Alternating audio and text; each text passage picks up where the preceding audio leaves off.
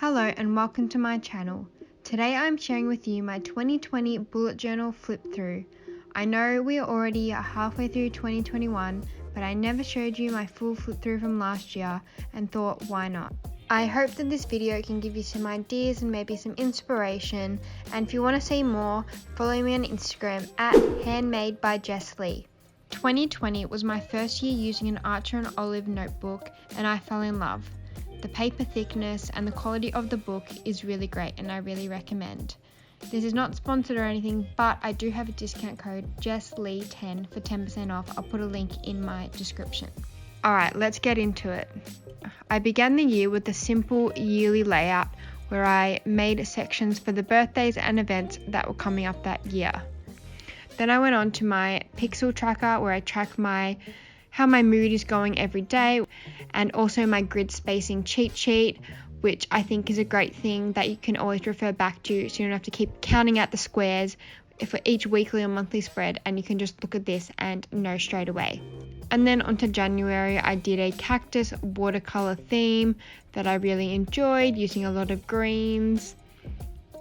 And as you can see as we go through, I usually just start with some sort of illustration, and then from there build up the days around that however I see fit.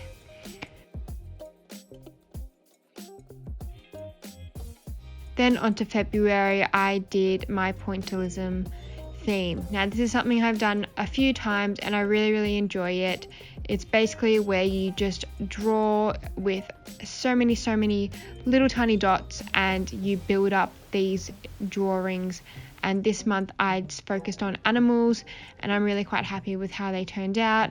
It does usually take a little bit longer than a normal spread, but I find it quite therapeutic to dot away and end up with these really cute animals. Then for March, I did a bit of an ocean theme with some more watercolors, which was fun, as in Australia it's still warm in March, so it was quite fitting. And I like to keep it quite fun, so I played around with drawing these little cute cartoon-like sea creatures as well. Then on to April, obviously the month of Easter, so I focused on bunnies and watercolor for this month, which came out quite cute. A lot of my weeklies, they're not like your typical 7 days a week. I like to just see how busy I am, see how many days fit in around the drawing that I've done, and there's no point trying to perfect it. You do bullet journaling how it works for you, and if that's 5 days a week, if that's 14 days for a weekly, then you do that. Do what works for you, do what you have time for, and don't make it feel like a chore where you have to find the extra time to squeeze it in if you don't really want to do it. This is your hobby and you want to enjoy it, so just find what works for you. Then on to May. So in Australia, May is autumn, so I did a bit of an autumnal theme. A lot of watercolor again here, and these little cute flowery sort of doodles, which I quite enjoyed. And yeah, so as you can see, the weeks that I am more busy and I don't have time to do more detailed spreads, they will be more simple, and I will include more days in the one spread so I don't have to make too many weeklies at once. Then on to June, we are in winter here in Australia, and how cute are these little bears? I did these simple little bears with watercolor and I think they came out really cute. Then on to July, I did a Disney theme, because who does not love Disney? Again, I did watercolor, as I was obviously really enjoying watercolor at the time, and I focused on all Disney themed shows. For my budget tracker, you can see in the title I did each letter was representing a different show. Try and guess what they are in the comments, and I'll give you a shout out if you do get it all right.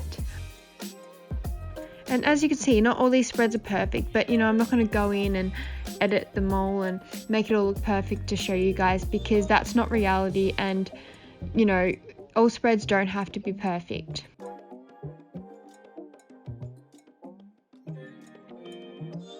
And obviously you can see I was really enjoying the Disney, so I did it again for my month of August. and I did the same sort of thing with the budget tracker again, but instead did different shows. There are just so many different shows for Disney that I felt like I couldn't capture all in one month, so I did a second one, which I really enjoyed.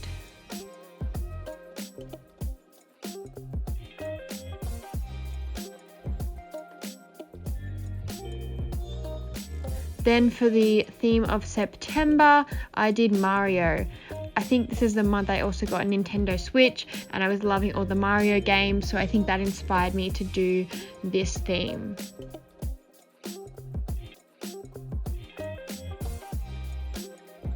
This theme, I wasn't watercolor, but it was the Crayola Super Tips, and I think it worked out quite well for this theme.